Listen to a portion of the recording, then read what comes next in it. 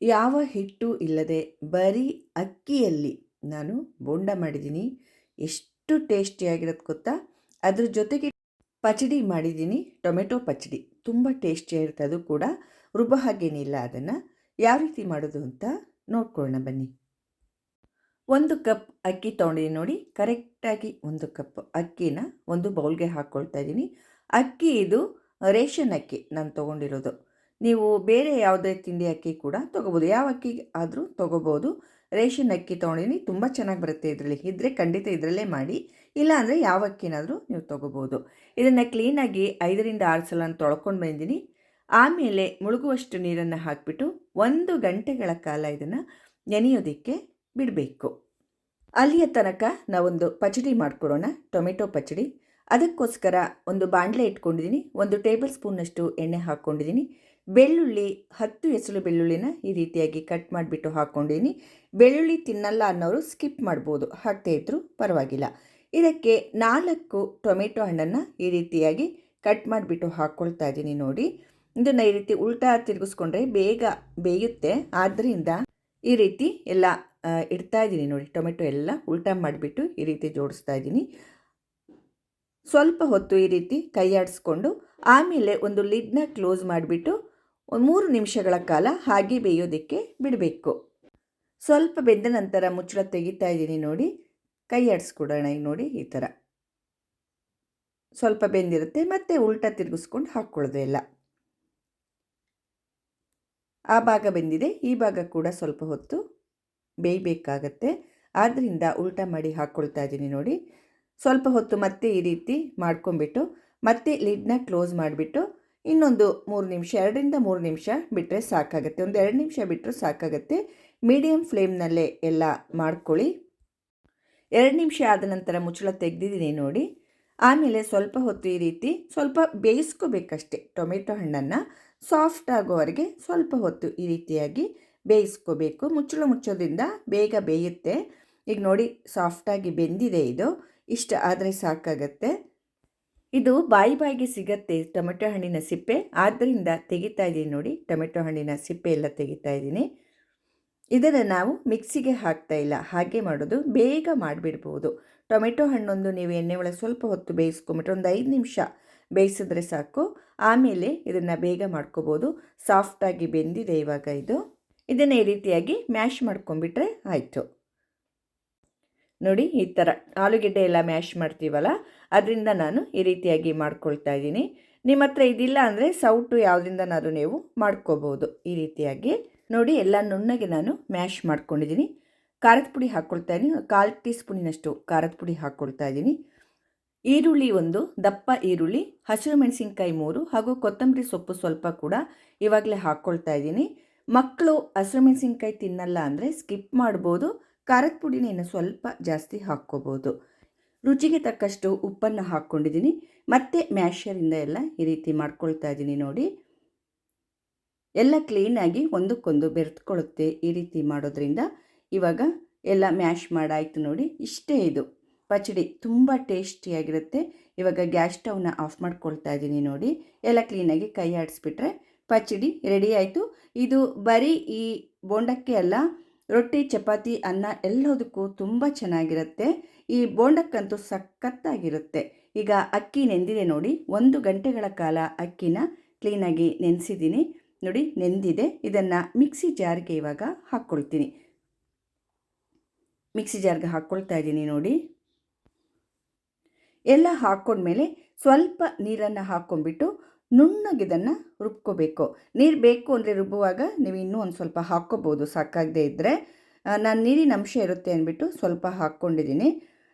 ಈಗ ರುಬ್ಬುವಾಗ ನಾನು ಇನ್ನೂ ಒಂದು ಸ್ವಲ್ಪ ನೀರನ್ನು ಹಾಕ್ಕೊಂಡ್ಬಿಟ್ಟು ರುಬ್ಬಿದ್ದೀನಿ. ಇಡ್ಲಿ ಹಿಟ್ಟಿನ ಹದಕ್ಕೆ ಇದನ್ನು ರುಬ್ಬಿದ್ರೆ ಕರೆಕ್ಟಾಗಿ ಇರುತ್ತೆ. ನೀರು ಜಾಸ್ತಿ ಹಾಕ್ಕೋಬಾರ್ದು, ತೆಳು ಆಗಬಾರ್ದು. ಇದು ಕರೆಕ್ಟಾಗಿ ಈ ಹದಕ್ಕಿದ್ರೆ ಚೆಂದ. ಒಂದು ಬೌಲ್ಗೆ ಹಾಕ್ಕೊಳ್ತಾ ಇದ್ದೀನಿ ನೋಡಿ. ಇದನ್ನು ಹಿಟ್ಟು ಕರೆಕ್ಟಾಗಿ ಇದೆ. ಇದು ಈ ಹದಕ್ಕೆ ಇರಬೇಕು. 2 ಆಲೂಗೆಡ್ಡೆ, ಬೇಯಿಸಿದ ಆಲೂಗೆಡ್ಡೆ ಇದು. ಇದನ್ನು ಕೂಡ ಸಿಪ್ಪೆ ಸುಲಿದುಬಿಟ್ಟು ನಾವು ಅದಕ್ಕೆ ಹಾಕ್ಕೋಬೇಕಾಗತ್ತೆ. ಸಿಪ್ಪೆ ತೆಕ್ಕೊಳ್ತಾ ಇದ್ದೀನಿ ನೋಡಿ. ಆಲೂಗೆಡ್ಡೆ ಇದು ಮೀಡಿಯಮ್ ಸೈಜಿನ ತೊಗೊಂಡಿದ್ದೀನಿ, ಆದ್ದರಿಂದ 2 ತೊಗೊಂಡಿದ್ದೀನಿ. ತುಂಬ ದಪ್ಪದಾದರೆ 1 ತಗೊಳ್ಳಿ, ತುಂಬ ಚಿಕ್ಕದಾದರೆ 3 ತಗೊಳ್ಳಿ. ಇಷ್ಟು ಸೈಜಿಂದಾದರೆ 2 ತಗೊಳ್ಳಿ ಸಾಕಾಗುತ್ತೆ 1 ಕಪ್ ಅಕ್ಕಿಗೆ. ಸಿಪ್ಪೆ ಎಲ್ಲ ತೆಕ್ಕೊಂಡೆ. ಇವಾಗ ಇದನ್ನು ಅಕ್ಕಿ ಮಿಕ್ಸಿಗೆ ಹಾಕ್ಕೊಂಡಿದ್ನಲ್ವ, ಅದೇ ಮಿಕ್ಸಿ ಜಾರ್ಗೆ 2 ಆಲೂಗೆಡ್ಡೆನೂ ನಾನು ಈ ರೀತಿ ಮ್ಯಾಶ್ ಮಾಡಿಬಿಟ್ಟು ಹಾಕ್ಕೊಳ್ತಾ ಇದ್ದೀನಿ ನೋಡಿ. ಇದಕ್ಕೆ ರುಬ್ಬುವಷ್ಟು ನೀರನ್ನು ಹಾಕ್ಕೊಂಡು, ಜಾಸ್ತಿ ಹಾಕ್ಕೋಬಾರ್ದು ನೀರು, ರುಬ್ಬುವಷ್ಟು ಮಾತ್ರ ನೀರನ್ನು ಹಾಕ್ಕೊಂಡು ನುಣ್ಣಗೆ ಇವಾಗ ರುಬ್ಕೊಂಡು ತಂದಿದ್ದೀನಿ ನೋಡಿ ನಾನು. ಇಷ್ಟು ಹದಕ್ಕೆ ರುಬ್ಕೊಳ್ಳಿ, ಕರೆಕ್ಟಾಗಿ ಆಗತ್ತೆ. ಅಕ್ಕಿ ರುಬ್ಬಿದ್ವಲ್ವ, ಅದಕ್ಕೇ ಆಲೂಗೆಡ್ಡೆ ಕೂಡ ಹಾಕ್ಕೊಳ್ತಾ ಇದ್ದೀನಿ. ಆಲೂಗೆಡ್ಡೆ ಪೇಸ್ಟ್ ಹಾಕ್ಕೊಂಡ್ಬಿಟ್ಟು ಕ್ಲೀನಾಗಿ ಇದನ್ನು ಮಿಕ್ಸ್ ಮಾಡ್ಕೋಬೇಕು. ಚೆನ್ನಾಗಿ ಮಿಕ್ಸ್ ಮಾಡಬೇಕು ಕೈಯಲ್ಲಿ. ಆವಾಗ ಇದು ಹೂವಿನಂತೆ ಆಗಬೇಕು. ಒಂಥರ ಮಿಕ್ಸ್ ಮಾಡ್ತಾ ಮಾಡ್ತಾ ಮಾಡ್ತಾ ನೋಡಿ, ಆ ಥರ ಮಿಕ್ಸ್ ಮಾಡಬೇಕು. ಮೃದುವಾಗತ್ತೆ ಹಿಟ್ಟು. ಸ್ವಲ್ಪ ಹೊತ್ತು, ಒಂದು 3 ರಿಂದ 4 ನಿಮಿಷ ನೀವು ಈ ರೀತಿ ಮಾಡ್ಕೊಳ್ಳಿ. ಒಂದು 5 ನಿಮಿಷ ಮಾಡಿಕೊಂಡ್ರು ಒಳ್ಳೆಯದೇ. ನೋಡಿ ನಾನು ಎಷ್ಟು ಚೆನ್ನಾಗಿ ಇದು ಮಾಡ್ಕೊಳ್ತೇನೆ. ಇದೇ ರೀತಿ ನೀವು ಮಿಕ್ಸ್ ಮಾಡ್ಕೋಬೇಕೆಲ್ಲ, ಕೈಯಲ್ಲಿ ಈ ರೀತಿ ಮಾಡ್ಕೊಳ್ತಾ ಇರಿ. ಇಲ್ಲಾಂದರೆ ಬೀಟರಿಂದ ಮಾಡಿದ್ರೂ ನಡೆಯುತ್ತೆ ಸ್ವಲ್ಪ ಹೊತ್ತು. ಆಯಿತು. ಇದು ಇವಾಗ ನೋಡಿ ಈ ಹದಕ್ಕೆ ಇರಬೇಕು. ತುಂಬ ಗಟ್ಟಿಯಾದರೆ ಒಂಚೂರು ನೀರು ಹಾಕ್ಕೋಬೋದು. ಈ ಹದಕ್ಕೆ ಇರಬೇಕು. ಇದಕ್ಕೆ ಅರ್ಧ ಟೀ ಸ್ಪೂನ್ನಷ್ಟು ಜೀರಿಗೆ ಹಾಕ್ಕೊಳ್ತಾ ಇದ್ದೀನಿ. ಕೊತ್ತಂಬರಿ ಸೊಪ್ಪು ಸ್ವಲ್ಪ, ಹಸಿರು ಮೆಣಸಿನ್ಕಾಯಿ 4 ಹಾಕ್ಕೊಂಡಿದ್ದೀನಿ. ನಿಮ್ಮ ಖಾರಕ್ಕೆ ತಕ್ಕ ಹಾಗೆ ಹಾಕ್ಕೊಳ್ಳಿ. ಹಸಿ ಶುಂಠಿ ಅರ್ಧ ಇಂಚನ್ನು ನಾನು ತುರಿದು ಬಿಟ್ಟು ಹಾಕ್ಕೊಳ್ತಾ ಇದ್ದೀನಿ ನೋಡಿ. ಹಸಿ ಶುಂಠಿ ಹಾಕ್ಕೊಳ್ಳಿಲ್ಲ ಅಂದರೆ ಸ್ವಲ್ಪ ಇಂಗು ಹಾಕ್ಕೊಳ್ಳಿ. ಯಾವುದಾದ್ರೂ ಒಂದನ್ನು ಹಾಕ್ಕೊಳ್ಳಿ, ಆರೋಗ್ಯಕ್ಕೆ ಒಳ್ಳೆಯದು ನೋಡಿ. ಈ ಥರ ತುರಿದು ಬಿಟ್ಟು ಹಸಿ ಶುಂಠಿನ ಹಾಕ್ಕೊಂಡಿದ್ದೀನಿ. ಇವಾಗ ಉಪ್ಪು, ರುಚಿಗೆ ತಕ್ಕಷ್ಟು ಉಪ್ಪನ್ನು ಹಾಕ್ಕೊಳ್ತಾ ಇದ್ದೀನಿ. ಮತ್ತೆ ಎಲ್ಲ ಕ್ಲೀನಾಗಿ ಮಿಕ್ಸ್ ಮಾಡ್ಕೋಬೇಕು. ಇದಕ್ಕೆ ನಾನು ಸೋಡಾ ಯೂಸ್ ಮಾಡ್ತಾ ಇಲ್ಲ, ಹಾಗೆ ಮಾಡೋದು. ಇದನ್ನು ಸೋಡಾ ಹಾಕ್ತಾ ಇಲ್ಲ. ಆರೋಗ್ಯಕ್ಕೂ ಕೂಡ ತುಂಬಾ ಒಳ್ಳೆಯದು. ಎಣ್ಣೆನೂ ಜಾಸ್ತಿ ಹೀರ್ಕೊಳ್ಳೋದಿಲ್ಲ ನೋಡಿ. ಮತ್ತೆ ಸ್ವಲ್ಪ ಹೊತ್ತು ಈ ರೀತಿಯಾಗಿ ಮಿಕ್ಸ್ ಮಾಡ್ತಾ ಇದ್ದೀನಿ. ಹದ ನೋಡಿ, ಕರೆಕ್ಟಾಗಿದೆ ಹದ. ಬೋಂಡ ಬಿಡೋದಕ್ಕೆ ಕರೆಕ್ಟಾಗಿದೆ ನೋಡಿ. ನೋಡಿ ಈ ಥರ ದಪ್ಪವಾಗಾದರೂ ಬಿಟ್ಕೋಬೋದು ನೀವು, ಅಲ್ಲದಿದ್ದರೆ ಚಿಕ್ಕದಾಗಿ ಕೂಡ ಬಿಟ್ಕೋಬೋದು ನೋಡಿ. ಎಣ್ಣೆನ ಕಾಯೋದಕ್ಕೆ ಗ್ಯಾಸ್ ಮೇಲೆ ಇಟ್ಟಿದ್ದೀನಿ. ಮೀಡಿಯಮ್ ಫ್ಲೇಮ್ನಲ್ಲಿ ಕಾಯೋದಕ್ಕೆ ಇಟ್ಟಿದ್ದೀನಿ. ಎಣ್ಣೆ ಕಾಯ್ದಿದೆಯೋ ಇಲ್ವೋ ಅಂತ ಚೆಕ್ ಮಾಡೋದಕ್ಕೆ ಸ್ವಲ್ಪ ಹಾಕಿದ್ದೀನಿ ನೋಡಿ. ಚೆನ್ನಾಗಿ ಕಾಯ್ದಿದೆ ಎಣ್ಣೆ. ಅದು ಮೇಲ್ಗಡೆ ಬಂದರೆ ಕಾಯ್ದಿದೆ ಅಂತ ಅರ್ಥ. ಈಗ ನಾನು ಬೋಂಡ ಎಲ್ಲ ಬಿಟ್ಕೊಳ್ತಾ ಇದ್ದೀನಿ. ಅಕ್ಕಿ ಹಿಟ್ಟಿನ ಬೋಂಡ ನೋಡಿ, ಈ ಥರ ತಗೊಂಡು ಎಣ್ಣೆಗೆ ಹಾಕ್ಕೊಳ್ಳೋದು. ಸಣ್ಣದಾಗಿ ಆದರೂ ಹಾಕ್ಕೋಬೋದು, ಇಲ್ಲಾಂದರೆ ದಪ್ಪವಾಗಿ ಕೂಡ ನೀವು ಹಾಕ್ಕೋಬೋದು.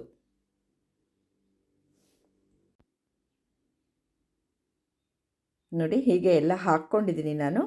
ಸ್ವಲ್ಪ ಹೊತ್ತು ಅದಕ್ಕೆ ಜಾಲರಿಯನ್ನು ಹಾಕೋದು ಬೇಡ, ಕೈ ಆಡಿಸೋದು ಬೇಡ. ಮೇಲ್ಗಡೆ ಬರುತ್ತೆ ನೋಡಿ, ಎಲ್ಲ ಈ ರೀತಿ ಮೇಲ್ಗಡೆ ಬರುತ್ತೆ. ದಪ್ಪ ಆಯಿತು ನೋಡಿ ಎಲ್ಲ. ಇವಾಗ ನಾವು ಜಾಲರಿಯಿಂದ ಬೇಕಾದರೆ ಈ ಥರ ಮಾಡ್ಕೋಬೋದು. ಅಂಟಿದೆ ನೋಡಿ ಒಂದಕ್ಕೊಂದು. ಈ ರೀತಿ ಮಾಡಿಕೊಂಡ್ರೆ ಆ ಅಂಟಿದ್ದೆಲ್ಲ ಬಿಟ್ಕೊಂಡ್ಬಿಡುತ್ತೆ. ಅದೇನು ಭಯ ಪಡೋದು ಬೇಡ.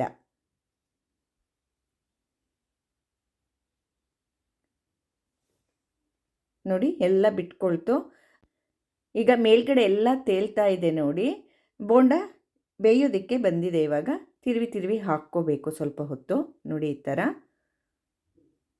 2 ಕಡೆ ಕೂಡ ಚೆನ್ನಾಗಿ ಬೇಯಿಸ್ಕೋಬೇಕು. ಇದು ಬ್ರೌನ್ ಕಲರ್ ಎಲ್ಲ ಬರೋದಿಲ್ಲ. ಈ ಅಕ್ಕಿ ಹಿಟ್ಟಿನ ಬೋಂಡ ವೈಟಲ್ಲೇ ಒಂಥರ ಬೆಂದಂಗಾಗುತ್ತೆ, ಕೆಂಪಾಗುತ್ತೆ. ಸ್ವಲ್ಪ ತೋರಿಸ್ತೀನಿ. ಈಗ ನೋಡಿ ಚೆನ್ನಾಗಿ ಬೆಂದಿದೆ ನೋಡಿ, ಯಾವ ಥರ ಕೆಂಪಾಗಿದೆ ನೋಡಿ. ಈ ಥರ ಆಗುತ್ತೆ. ಸುತ್ತ ನೋಡಿ ಕೆಂಪಾಗಿದೆ. ಈ ಥರ ನೋಡಿ, ಈ ಥರ ಆಗುತ್ತೆ. ಈ ಥರ ಆದಾಗ ತೆಗಿಬೇಕು. ಆಮೇಲೆ ಜಾಲರಿಗೆ ಕ್ರಿಸ್ಪಿಯಾಗಿ ಸಿಗತ್ತೆ. ನಾವು ಈ ರೀತಿ ಮಾಡುವಾಗ ಕ್ರಿಸ್ಪಿಯಾಗಿ ಸಿಗತ್ತೆ. ಆವಾಗ ಬೆಂದಿದೆ ಅಂತ ಅರ್ಥ. ನಾನಿವಾಗ ತೆಕ್ಕೊಳ್ತಾ ಇದ್ದೀನಿ ನೋಡಿ. ಬೋಂಡ ಎಲ್ಲ ತೆಕ್ಕೊಳ್ತಾ ಇದ್ದೀನಿ.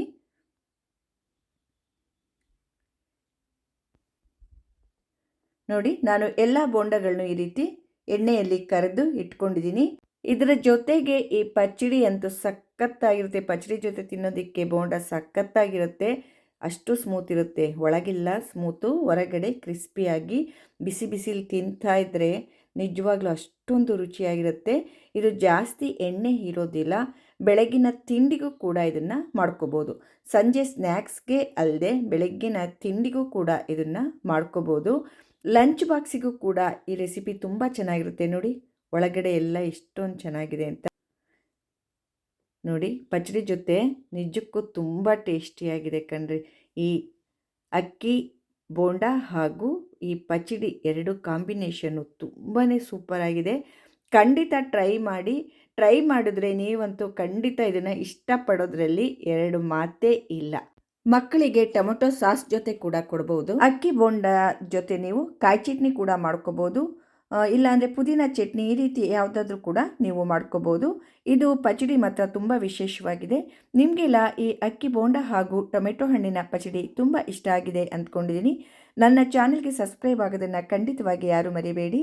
ಲೈಕ್ ಮಾಡಿ, ಶೇರ್ ಮಾಡಿ ಹಾಗೂ ಕಮೆಂಟ್ಸ್ ಮೂಲಕ ತಿಳಿಸಿ ಅಂತ ಹೇಳ್ತಾ ಎಲ್ಲರಿಗೂ ನನ್ನ ಧನ್ಯವಾದಗಳು.